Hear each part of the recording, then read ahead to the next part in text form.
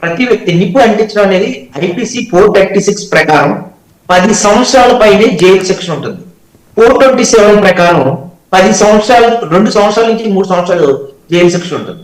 మరి ఇటువంటి శిక్షలు ఉన్నప్పుడు యువతకి నేను ఒకటి చెప్తున్నా, మీ భవిష్యత్తు నాశనం చేసుకోవద్దు. రాజకీయ నాయకులు బాగానే ఉంటారు, మీరు హింసాత్మకమైనటువంటి ఘటనలో పాల్గొని మీ జీవితాలు మీ కుటుంబాలు నాశనం చేసుకోవద్దు. రాజకీయాల్లో తర్వాత అధికారం కోల్పోతే తర్వాత మీ పరిస్థితి చాలా దుర్భరంగా ఉంటుంది. అంబటి రాంబాబు గారిని బయటకు తీసుకొచ్చినప్పుడు కోడిగుడ్లతో కొట్టడం అనేది నేను ఖండిస్తున్నాను. అనేక ఇప్పుడు దాడులు చేయడం ఏంటండి? ఈ దాడులు విశ్వ సంస్కృతులు మానేయమని గతంలో టీడీపీ కార్యాలయం మీద అలాగే టీడీపీ నాయకుల మీద దాడులు చేయడం కూడా నేను ఖండిస్తున్నాను. ఎప్పుడైనా సరే అండి, ప్రజాస్వామ్యంలో ఉన్నాం, మనం ఓట్లు వేసుకున్నట్టు ప్రజాస్వామ్య ప్రభుత్వాలు పోలీసు వ్యవస్థ ద్వారా లా అండ్ ఆర్డర్ కంట్రోల్ చేయాలి. ఇక్కడ కార్యకర్తలకి బయట దోపిడీ ముఠాలకి పని ఏంటండి? ఇల్లులు ధ్వంసం చేయడం ఏంటండి? ఏ సంస్కృతి తీసుకొస్తున్నాం అంటే ఒక బీహార్ లాంటి ఫ్యాక్షన్ సంస్కృతిని మన రాష్ట్రానికి ఏమైనా తీసుకొచ్చామా? గతంలో అయినా సరే ఇప్పుడైనా సరే ఎప్పుడైనా ఏ ప్రభుత్వంలో దాడులు జరిగినా నేను మాట్లాడే మాటలు అన్ని ప్రభుత్వానికి వర్తిస్తాయి. అది రేపొద్దున్న టీడీపీ అవ్వచ్చు, వైసీపీ వచ్చి రేపు గతంలో చేసినాను పట్టాభి గారి ఇంటి మీద దాడిని కూడా నేను ఖండిస్తున్నాను. మీరు ఇటువంటి దాడులు ఖండించడం, అసెంబ్లీలో మిమ్మల్ని చూసి సిగ్గుపడుతుంది సభ్య సమాజం.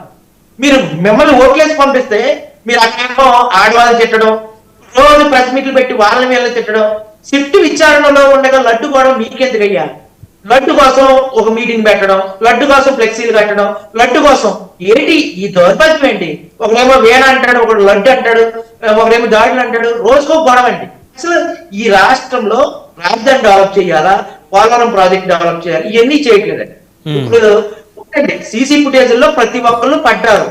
ప్రభుత్వం అధికారంలో ఉంది కదా అని చెప్పి ఇష్టారాజ్యంగా ప్రవర్తిస్తే ప్రతి మనిషిని గుర్తించేటువంటి టెక్నాలజీ అక్కడ వైసీపీ కార్యకర్తలు కూడా కొంత సమయం పాటించి వీడియో తీసుకుంటున్నారు చాలా జాగ్రత్తగా.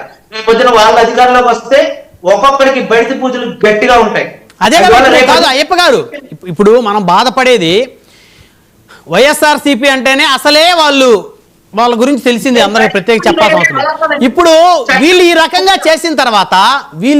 చేసిన తర్వాత పొరపాటున రేపొద్దున వాళ్ళ అధికారంలోకి వస్తే వీళ్ళని వాళ్ళు వదిలిపెట్టే పరిస్థితి ఉంటుందా? అంటే ఎందుకు ఈ సంస్కృతి, ఎందుకు ఈ గుంటూరు నగరంలో ఈ సంస్కృతి ఏంటి అసలు?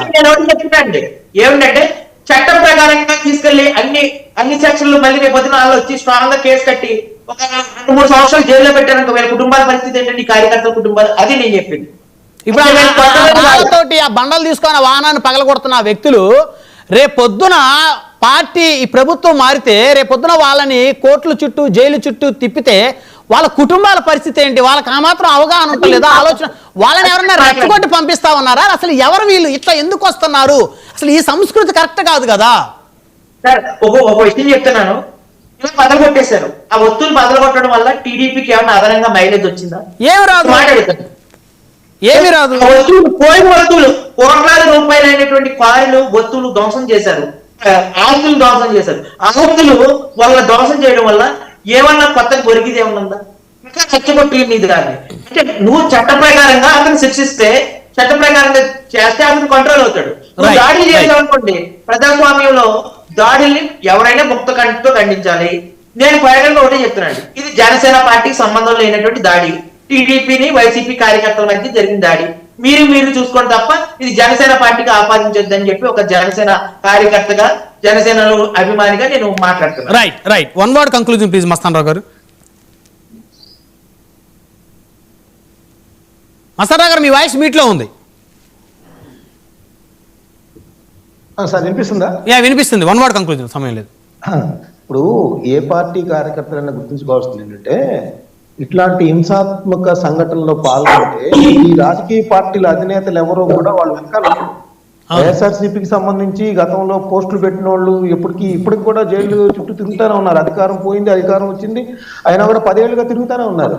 అదేవిధంగా తెలుగుదేశం పార్టీ కార్యకర్తల పరిస్థితి కూడా అలానే ఉంటది. నేను అనేది ఏంటంటే, మన కెరీర్ని మన భవిష్యత్తుని పణంగా పెట్టి ఇట్లాంటి హింసాత్మక సంఘటనలో పాల్గొనడం ద్వారా మన కుటుంబాలకు అన్యాయం చేసిన వాళ్ళు అవుతాం అనేది గుర్తుంచుకుంటే ఇట్లాంటి సంఘటనలకి తక్కువ అవకాశం ఉంటుంది. సో ప్రభుత్వం అయితే చట్టబద్ధ పాలనకి లేదంటే ఏదన్నా బూతులు తిప్పారో ఇంకోటో వైలేట్ చేశారంటే అరెస్ట్ చేసి చట్టబద్ధంగా శిక్షించే కార్యక్రమాన్ని చేపట్టాలి కానీ భౌతిక దాడులు కానీ ఇళ్ల మీద దాడులు కానీ అనేది మంచి పద్ధతి కాదని ఒక డెసిషన్ అయితే ఇంప్లిమెంట్ చేయాల్సిన అవసరం అయితే ఉంది. ఈ రోజు కేవలం చట్ట ప్రకారం రాంబాబు గారి మీద యాక్షన్ తీసుకుని ఉన్నట్టయితే ఖచ్చితంగా ప్రజలు ఆయన అసహించుకునేవారు, కూటమి ప్రభుత్వానికి మైలేజ్ వచ్చేది. ఈ రోజు ఆయన ఇంటి మీద అత్యంత పాశవికంగా దాడి చేసి నిప్పు పెట్టి ఆ విధంగా చేయటం వల్ల ఈరోజు ప్రజలు ఆయన సానుభూతి వస్తుంది. ఇందాక రజనీ గారు చెప్పారు, ఈ తిట్లు ఇలాంటి తిట్లు 1,00,000 తిట్లు కొడాలని గారు తిట్టున్నారు. అంతకన్నా దారుణమైన వ్యాఖ్యలు వల్లభనేని వంశీ గారు, ఇంకా చెప్పాలంటే ఇక రోజా గారు, ఇంకా చాలా మంది ఉన్నారు లిస్టు. సో అలాంటి వాళ్ళని మీద ఎవరి మీద దాడులు దౌర్జన్యాలు జరగలేదు. ఆ రోజు కూడా వాళ్ళని అందరూ కూడా శిక్షించమని కోరుకున్నారు. కానీ ఈయన మీద ఎందుకు ఈ విధమైన దాడి జరిగిందా? మళ్ళీ ఆయన క్షమాపణ కూడా చెప్పిన తర్వాత పొరపాటున మాట్లాడాను, ఈ వయసులో ఆ విధంగా మాట్లాడి ఉండకూడదు, నా వ్యాఖ్యలు వెనక్కి తీసుకున్నానని చెప్పారని చెప్పిన తర్వాత కూడా ఇది ఒక వాంటెడ్గా ఆయన అరెస్ట్ చేసి తీసుకెళ్లిన తర్వాత కూడా కార్యాలయం నిప్పి పెట్టారంటే అది ఇల్లు నిప్పి పెట్టినట్టయితే వాళ్ళ ఇంట్లో మహిళలు ఉంటారు, వాళ్ళ ఇంట్లో చిన్నపిల్లలు ఉంటారు, వారికి ఏదైనా జరిగినట్లయితే అప్పుడు కూడా ఇది తప్పు అని ఖండించకూడదా మస్తాన్ రావు గారు? అప్పుడు తప్పు ఖండించినోడికి అది కులం అంట కడుతున్నారు, ఖండించినోడికి మతం అంట కడుతున్నారు, ఖండించినోడికి పార్టీ అంట కడుతున్నారు. అంటే ఎంత దారుణమైన పరిస్థితికి దిగజారిపోతా ఉన్నారంటే నిజంగా చాలా బాధేస్తా ఉంది మస్తాన్ రావు గారు. ఇదే ఆ సంస్కృతి, దీనికోసం కాదు కదా. తప్పు చేసిన లా అండ్ ఆర్డర్ ఉంది, ఎవరికి కులాలు అంటగట్టినా అది ప్రజా వ్యతిరేకం, ప్రజాస్వామ్యానికి వ్యతిరేకం, చట్ట విరుద్ధం. ఇప్పుడు ఆడవాళ్ళు మహిళలు ఎస్ఐల్ని దాటుకొని నెట్టుకొని కింద పడేసి వెళ్ళిపోతున్నారు. వాళ్ళు కదా ఐపీసీ సెక్షన్ 353కి ఎలిజిబుల్. పబ్లిక్ సర్వెంట్ మీద దాడి చేస్తుంది వీళ్ళందరూ కలిపి దాడి చేస్తారు. వాళ్ళు చేసిన పని వాళ్ళు చేస్తారు, వాళ్ళని చేసుకునేవ్వండి. మీరు ఇళ్ళకెళ్ళి ఉండండి. ఇప్పుడు మీ అందరి మీద కేసులు కట్టిస్తే మీకు సొంత ఇల్లు కూడా లేవు, బళ్ళు కూడా లేవు. వాళ్ళు రాజకీయ నాయకులు ఇవాళ ఇక్కడ ఉంటారు, రేపు హైదరాబాద్ లో ఉంటారు, రేపు ప్రభుత్వాలు మారితే విదేశాలకు కొడుకుల దగ్గరికి వెళ్ళిపోతారు. అప్పుడు మీ పరిస్థితి ఏంటి? ఈ రోజు బస్సులు తగలబెట్టడం, కార్లు తగలబెట్టడం, ఇళ్ల మీద ముట్టడి చేయడం, వీళ్ళందరూ కేసుల చుట్టూ కోర్టుల చుట్టూ